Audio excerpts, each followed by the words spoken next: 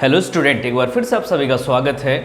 तो जैसे कि हम लोग सेशन की शुरुआत होते ही क्लास 9 मैथ्स का पहला चैप्टर पढ़ना स्टार्ट कर दिया है, तो जिसमें हम लोग पहला वीडियो जो कि कल अपलोड हुआ था उसमें एक्सरसाइज 1.1 के क्वेश्चंस को देखे हैं। अगर आप लोगों ने अभी तक नहीं देखा तो चैनल में एक बार जाके विजिट करें, आपको देखने को मिल जाएगा। तो चलिए आज हम लोग आगे बढ़ेंगे और एक्सरसाइज 1.2 के क्वेश्चंस को सॉल्व करना स्टार्ट करेंगे। तो देख लेते हैं पहला क्वेश्चन 1.2 का। पहला क्वेश्चन क्या है, state whether the following statements are true और फॉल्स, जस्टिफाई योर आंसर। तो क्या करना है, कुछ स्टेटमेंट यहाँ पे दिए हुए हैं, इन स्टेटमेंट्स को आपको सही से देखना है ध्यान से और बताना है क्या ये स्टेटमेंट ट्रू है या फॉल्स है, सत्य है या असत्य है। तो इन चीज को पढ़ने के पहले चलिए एक बार हम पढ़ के देखते हैं। पहला क्वेश्चन क्या है, every irrational number is a real number. तो सबसे पहले आपको इरेशनल नंबर और रियल नंबर समझ में आना चाहिए, तभी जाके आप इस क्वेश्चन को समझ पाएंगे। तो एक बार हम लोग इरेशनल नंबर को बढ़िया से समझ लेते हैं। तो इरेशनल नंबर वैसे नंबर होते हैं जिसको हम लोग पी बाई क्यू के रूप में नहीं लिख सकते हैं। अब कौन कौन सा नंबर ऐसा है ये भी सोचेंगे, लेकिन इससे पहले हम लोग रेशनल नंबर को थोड़ा सा रेशनल नंबर जो कि आप क्लास 8 से पढ़ना स्टार्ट किए हैं, वैसे नंबर जिसे पी बाई क्यू के रूप में लिखा जा सकता है उसे रेशनल नंबर कहते हैं। ठीक है, तो रेशनल नंबर में 1/2 हो जाएगा, 2/4 हो जाएगा, 5 भी हो जाएगा, क्योंकि 5 को 5/1 के रूप में हम लोग लिख सकते हैं। तो ये सारे रेशनल नंबर हैं। जैसा कि एक्सरसाइज 1.1 में भी हम लोगों ने देखा है कि is zero A rational number, तो हम लोगों ने प्रूव किया yes zero is a rational number. तो रेशनल नंबर आप लोगों को बढ़िया से आता होगा। अब इरेशनल नंबर का बात है, ठीक है। तो इरेशनल नंबर मतलब हो गया अपरिमेय संख्या, ठीक है। तो इरेशनल नंबर को ठीक से समझने के लिए आपको नंबर के डेसिमल फॉर्म में जाना पड़ेगा, ठीक है। दशमलव प्रसार में जाएंगे तो दशमलव प्रसार 3 तरह के होते हैं। किस किस तरह के, चलिए यहाँ पे हम लोग देख लेते हैं। सबसे पहले यदि मान लीजिए कि 1 को हम 4 से डिवाइड करेंगे तो हमें क्या मिलेगा, हमें मिलेगा 0.25। तो देखिए जब 1 को हम 4 से डिवाइड करते हैं तो आंसर जो 0.25 है ये यहीं पे आके ख़त्म हो जा रहा है, अब आगे नहीं बढ़ेगा। क्वोशिएंट अब आगे नहीं बढ़ेगा, शेषफल इसका 0 हो जा रहा है, तभी जाके आंसर आ गया।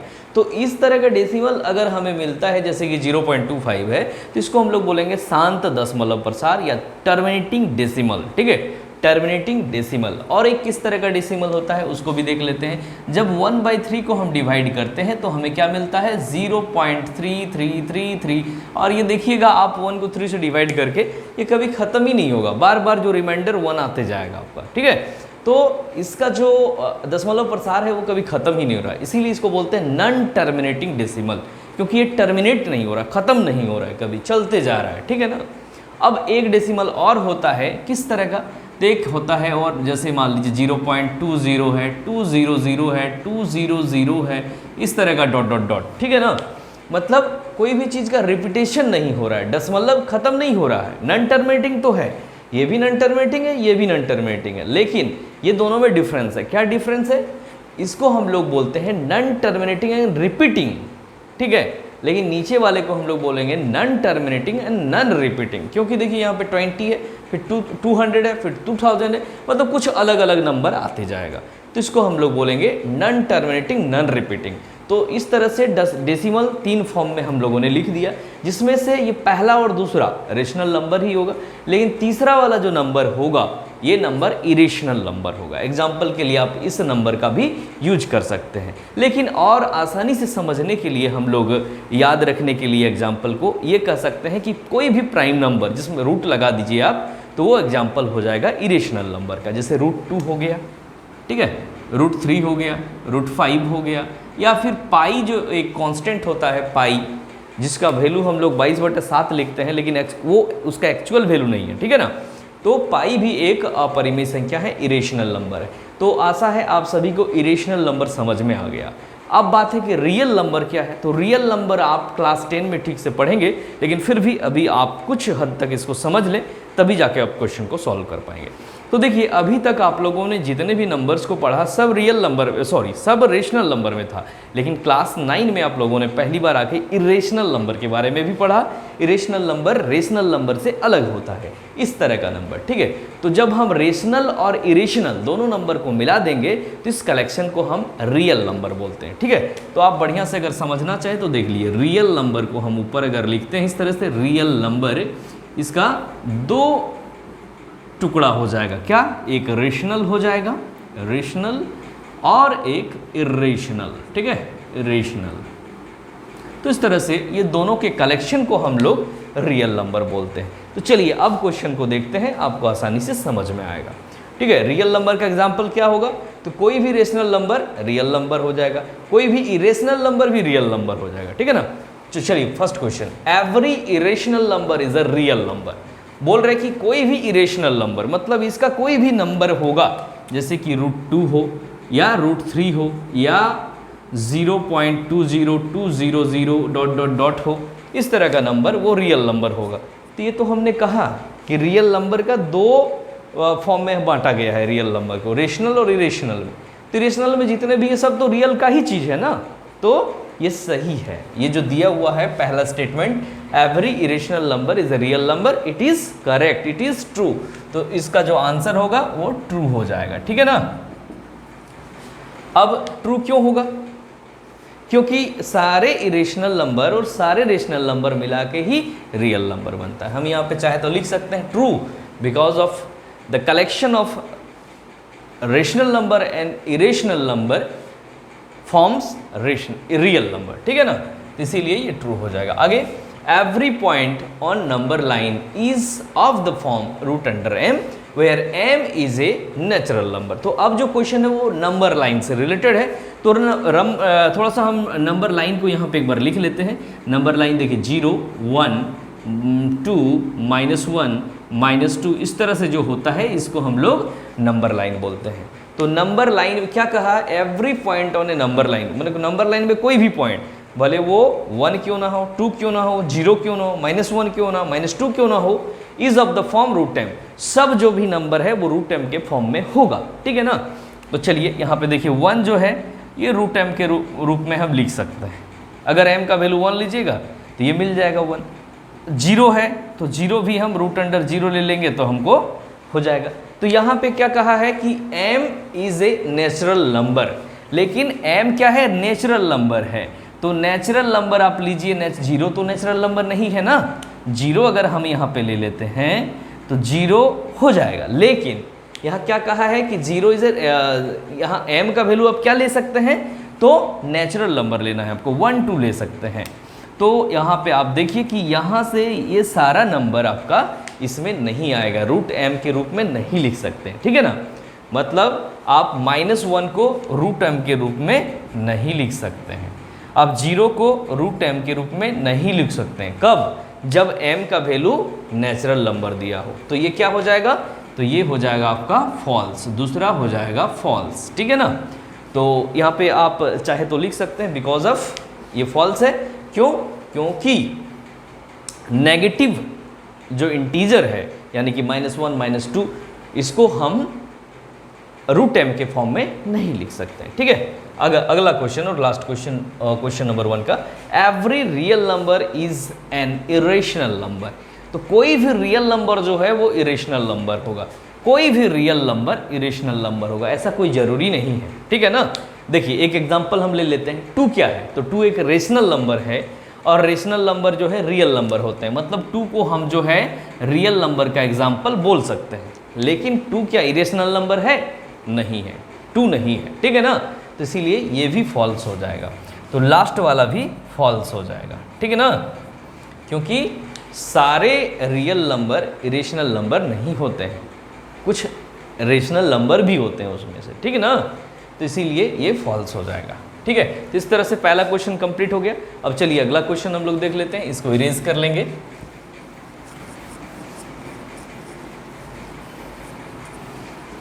आशा है आप लोगों को वीडियो पसंद आ रहा होगा, अच्छी तरह से समझ में पा रहे होंगे।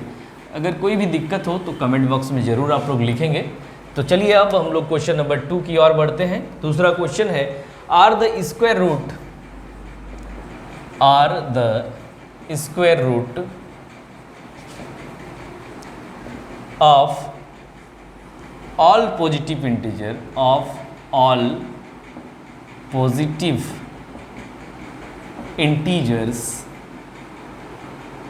क्या होगा? इरेशनल। ये क्वेश्चन है, क्या क्वेश्चन है? Are the square root of all positive integer. तो देखिए इंटीजर हम लोग जानते हैं, इंटीजर क्या क्या होता है इंटीजर? तो इंटीजर में 0 होता है, नेचुरल नंबर होता है और नेगेटिव नेचुरल नंबर होता है। ये सारे नंबर मिलके ही बनते हैं इंटीजर्स, ठीक है ना। तो ये क्वेश्चन क्या किया? Are the square root of all positive integers. तो पॉजिटिव इंटीजर्स में कौन सा होगा? ये सारा नंबर आ जाएगा, ठीक है। इसका क्या? स्क्वायर रूट, यानी कि √1, √2, √3, √4, इस सारे जो नंबर हैं ये इरेशनल नंबर हैं। तो क्या बताइए, आपको पता है अभी हमने बताया कि इरेशनल नंबर किसको बोलेंगे? तो क्या √1 इरेशनल है? क्या √2 इरेशनल है? क्या √3 इरेशनल है? क्या √4 इरेशनल है? इस क्वेश्चन में कहा जा रहा है कि सब इरेशनल है कि नहीं है, आपसे पूछा गया है। तो देख लीजिए, √1 को हम लोग 1 लिख सकते हैं, √2 का √2 ही रहेगा, √3 का √3 ही रहेगा, लेकिन √4 का 2 हो जाएगा, √5 यहाँ पे फिर से। हाँ, तो देखिए ये जो 1 और 2 है ये रेशनल नंबर है, लेकिन √2, √3, √5 ये सब इरेशनल नंबर है। तो ये जो बात कहा है, पूछा है कि square root of all positive integer are irrational, तो इसमें क्या होगा? नहीं होगा, ठीक है ना। तो क्या आंसर लिखेंगे इसका? लिखेंगे नो, नहीं होगा, ठीक है ना। जितने भी पॉजिटिव इंटीजर है सब में रूट अगर लगा देंगे तो वो इरेशनल नहीं होता है। कुछ कुछ नंबर ऐसे हैं जो रेशनल भी हो जाता है, जैसे √1, √4 ये सब रेशनल हो जाएगा, ठीक है ना। तो यहाँ पे देखिए क्वेश्चन में पूछा है, if not give an example of the square root of a number that is a rational number. तो यहाँ पे हम एक एग्जांपल लिख देंगे जो रेशनल होता है, ठीक है। तो इसका आंसर नो हो गया।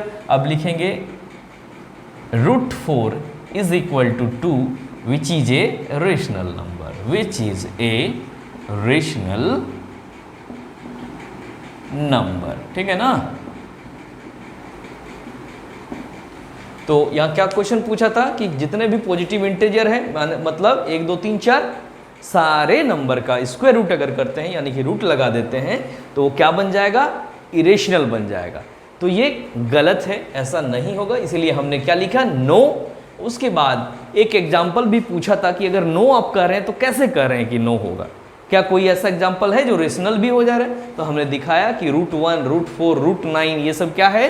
तो ये रेशनल है। तो किसी एक को हमने लिख दिया कि √4 = 2 which is a rational number, ठीक है। तो इस तरह से क्वेश्चन नंबर 2 कंप्लीट हो गया। अब हम लोग देखेंगे क्वेश्चन नंबर 3। तो इसको मिटा लेते हैं, आप लोग इसको स्क्रीनशॉट ले लीजिए। क्वेश्चन नंबर 3 अब हम लोग देखेंगे।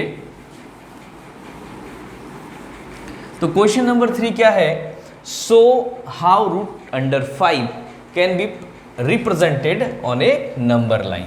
तो √5 को कैसे आप इरेशनल, √5 क्या है? एक इरेशनल नंबर है, इसको आप कैसे नंबर लाइन में रिप्रेजेंट करेंगे? तो नंबर लाइन में आप लोग अभी तक सीख चुके हैं कि किस तरह से कोई रेशनल नंबर को रिप्रेजेंट किया जाता है। तो नंबर लाइन पहले हम बना लेते हैं।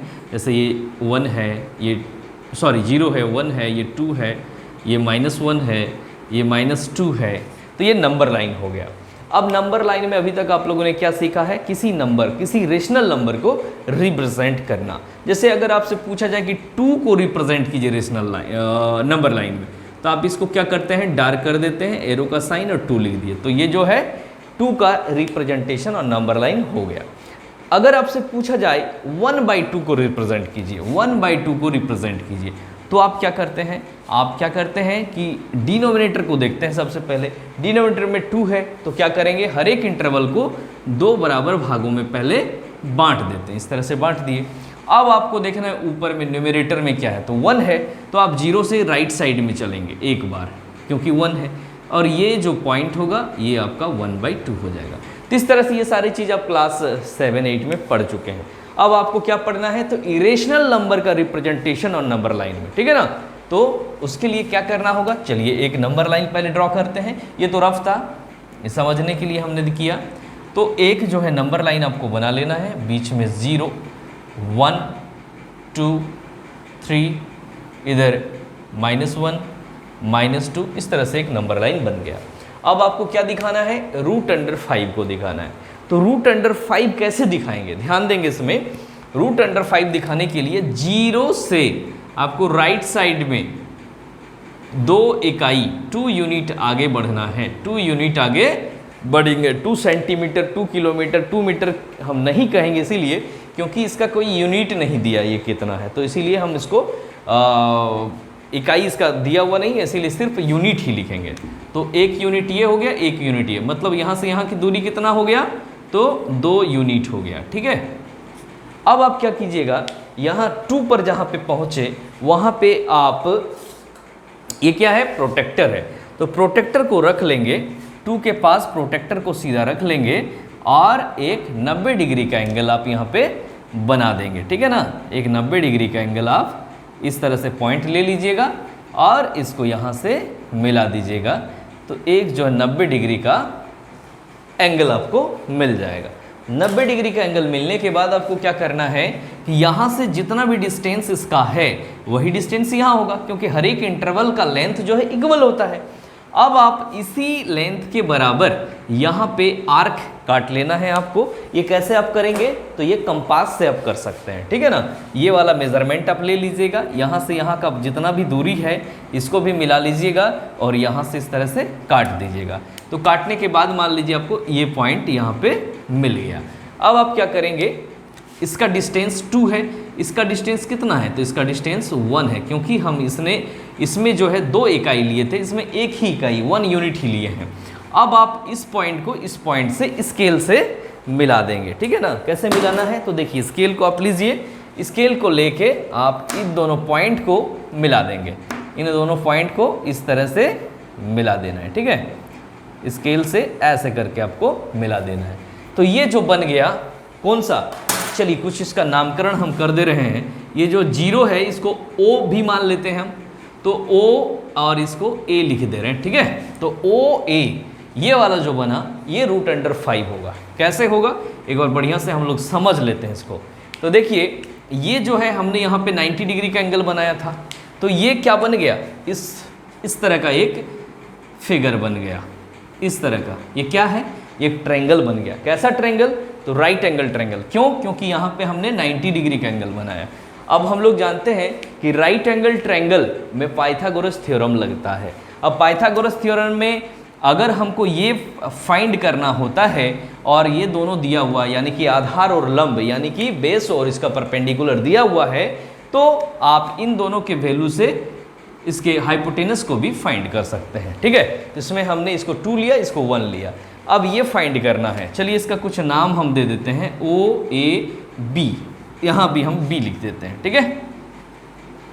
अब आप देख लीजिए OA हमें फाइंड करना है, तो OA क्या होता है, हाइपोटेनस है यहाँ पे। हाइपोटेनस इज इक्वल टू क्या होता है, तो base square plus perpendicular square. Base कितना है, 2 है, परपेंडिकुलर कितना है, 1 है, दोनों का स्क्वायर कर दिए, तो 2 स्क्वायर का 4 हो गया, 1 स्क्वायर का 1 हो गया, √5 हो गया। देखिए √5 आ गया, तो यहाँ से यहाँ तक कितना हो गया, √5 हो गया, ठीक है। तो ये √5 है, लेकिन हमें क्या करना था, √5 को कहाँ दिखाना था, नंबर लाइन में। और ये क्या है, नंबर लाइन से, नंबर लाइन में ना होके थोड़ा सा ऊपर है, तो हमको नंबर लाइन में इसको लाना है। तो उसके लिए आप क्या करेंगे, फिर से आप कंपास को लेंगे। कंपास को लेने के बाद इस तरह से आप इसका मेज़रमेंट को ले लीजिएगा। यहाँ पे जगह थोड़ा सा छोटा हो रहा है, आप अपने कॉपी में जब बनाएंगे तो सही से आप बना पाइएगा, ठीक है। तो इस तरह से जब आप कंपास से इसको घुमाइएगा तो ये चीज़ आपको मिलेगा, इस तरह का एक आर्क बनता हुआ नज़र आएगा। और ये जो आर्क आपका बनेगा, जिसका नाम आप यहाँ पे C दे दीजिएगा, ठीक है। तो OCA हो जाएगा। तो OC और OA दोनों बराबर होगा, क्योंकि इसी आर्क का हम, इसी रेडियस का एक आर्क यहाँ पे बनाए हुए हैं। तो आप नीचे लिख सकते हैं कि OA बराबर OC बराबर √5, ठीक है। तो इस तरह से √5 को आपने नंबर लाइन में दिखा दिया है। ठीक है, तो इस तरह से ये क्वेश्चन कंप्लीट हो जाता है। आप इसका स्क्रीनशॉट ले लीजिए। अब इसको हम लोग इरेज करेंगे और देखेंगे इस एक्सरसाइज का लास्ट क्वेश्चन, क्वेश्चन नंबर 4।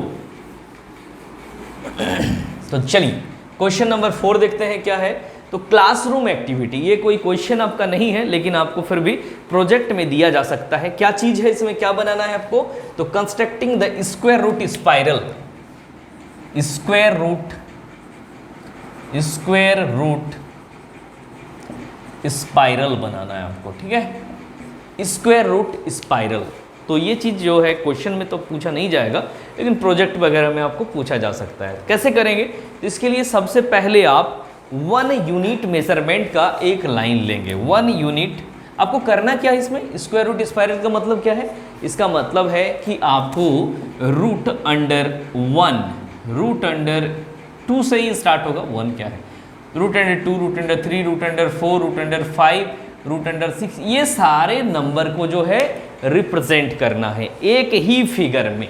ठीक है, जैसे अभी हम लोग नंबर लाइन में रूट 5 को किए, वैसे रूट 2 को कैसे करेंगे, रूट 3 को कैसे करेंगे, रूट 4 को, तो वो सारे 2-3 को कर देना है एक साथ। तो इस तरह से एक सर्कल के टाइप का बन जाएगा, उसी का नाम होगा स्क्वायर रूट स्पाइरल। तो चलिए एक बार करके देखते हैं। तो आप जो है किसी भी मेजरमेंट का इस तरह से स्केल से एक लाइन जो है ड्रॉ कर लेंगे सबसे पहले। ठीक है, ये इस तरह से एक लाइन ड्रॉ कर लेना है। अब क्या करना है, इसका कुछ नाम दे देना है। मान लीजिए ये O है और ये A है। ठीक है, अब यहाँ से यहाँ का जो डिस्टेंस है ये 1 यूनिट हमने लिया है। ठीक है, समझने के लिए 1 यूनिट हमने इसको ले लिया। अब इस मेजर को हम 1 यूनिट मान लिए हैं। अब यहाँ पे O के पास आपको फिर से क्या करना है, एक 90 डिग्री का एंगल इस तरह से कंपास को रख के बनाना है। कंपास से बनाइए चाहे आप प्रोटेक्टर से बनाइए। तो इस तरह से एक 90 डिग्री का एंगल आप यहाँ पे बना लेंगे। ठीक है, ठीक है, तो इस तरह से ये बन गया। अब आप क्या करेंगे, ये जितना भी लेंथ आपने यहाँ पे लिया है उतना ही लेंथ इसमें भी लेना है। क्यों, क्योंकि 1 यूनिट ये है तो ये भी बराबर होना चाहिए। आप इसको स्केल से पूरी ठीक से माप लेंगे, बराबर कर लेंगे। तो 1 यूनिट ये है, 1 यूनिट ये हो गया, 1 यूनिट यहाँ आप लिख सकते हैं। अब आप इसको स्केल की सहायता से मिला दीजिए, तो ये क्या बनेगा आपका, ये √2 हो जाएगा। ठीक है, स्पाइरल हम लोग बना रहे हैं स्क्वायर रूट स्पाइरल, तो ये √2 बन गया मेरा। ठीक है, अब क्या करना है, तो √3 बनाना है। √3 कैसे बनेगा, तो √3 कैसे बनता है, देखिए √3 बनाने के लिए आप ऐसे कर सकते हैं, √2 का स्क्वायर प्लस 1 का स्क्वायर। ठीक है ना, तो देखिए ये √2 हो गया। अब यहाँ पे आप 90 डिग्री यहाँ पे कंपास को रख के जो है 90 डिग्री जो है लेके आप एक लंब डाल दीजिए इस तरह से, और 1 यूनिट जितना लिए थे आपने यहाँ भी 1 यूनिट आप इसको ले लीजिए, 1 यूनिट। तो ये हो गया √2, ये हो गया 1। अब आप इसको फिर से मिला दीजिए तो ये हो जाएगा √3। क्या, कैसे, तो ये पाइथागोरस थ्योरम लग रहा है। ठीक है ना, क्योंकि ये समकोण त्रिभुज है, ये राइट एंगल ट्रायंगल है। प्रत्येक बार हम क्या बना रहे हैं, यहाँ पे 90 डिग्री का एंगल फॉर्म कर रहे हैं। तो 90 डिग्री का एंगल फॉर्म करेंगे तो क्या होगा, ये राइट एंगल ट्रायंगल हो जाएगा। राइट एंगल ट्रायंगल में कोई भी 2 साइड अगर दिया रहे तो तीसरा आसानी से हम फाइंड कर लेंगे। ठीक है, तो √3 हो गया। अब √4 को फाइंड करना, क्या करना होगा, तो फिर से आप यहाँ पे जो है 90 डिग्री का एंगल फॉर्म कीजिए, 90 डिग्री का एंगल फॉर्म कीजिए इस तरह से। ठीक है, और यहाँ से 1 आप लिए थे, फिर से 1 आप ले लीजिए। ठीक है, 1 यूनिट ले लिए। मेजरमेंट सबका बराबर होना चाहिए ये वाला। अब √3 एक साइड है, एक साइड 1 हो गया। अब इसको आप मिला दीजिए तो ये आपका √4 हो जाएगा। तो इस तरह से आप √5 को बना सकते हैं, 6 को बना सकते हैं और बनते जाएगा। तो ये क्या होगा, एक सर्कल के टाइप का दिखेगा आपको, इसी को हम लोग स्क्वायर रूट स्पाइरल। तो चलिए √5 को भी बनाते हैं। √5 बनाने के लिए क्या करना होगा, फिर से यहाँ पे जो है आप 90 डिग्री का एंगल बना लेंगे इस तरह से। ठीक है, अब 1 यूनिट लेना है, बराबर बराबर डिस्टेंस को आप जो है स्केल से माप लेंगे। अब ये हो गया, फिर आपको इससे इसको मिला देना है। ये भी 90 डिग्री है और ये भी 90 डिग्री है। सही से इसको करना है आपको कंपास से। फिर देखिए तो क्या हो रहा है, यहाँ पे इस तरह से, फिर इस तरह से, फिर इस तरह से, फिर घूमते जाएगा। तो ये जो है इस तरह से बढ़ते बढ़ते आएगा। तो इसको हम लोग यहाँ पे √5 ये हो गया। तो इस तरह से ये जो है स्पाइरल बन जा रहा है, स्क्वायर रूट स्पाइरल इसी का नाम है। तो चलिए ये वाला क्वेश्चन जो आपसे पूछा, एग्ज़ाम में पूछा नहीं जाएगा, लेकिन फिर भी एक्टिविटी है तो प्रोजेक्ट वगैरह में आप इसको बना सकते हैं, स्कूल में आपसे पूछा जा सकता है। तो वीडियो अगर अच्छा लगा हो तो इसको लाइक करें और अपने दोस्तों को भी शेयर कर दें, ताकि वो भी ठीक से समझ के और इस क्वेश्चंस को, इस तरह के क्वेश्चन को बना लें। और वीडियो कैसा लग रहा है ज़रूर कमेंट करें। थैंक यू, मिलते हैं नेक्स्ट वीडियो में।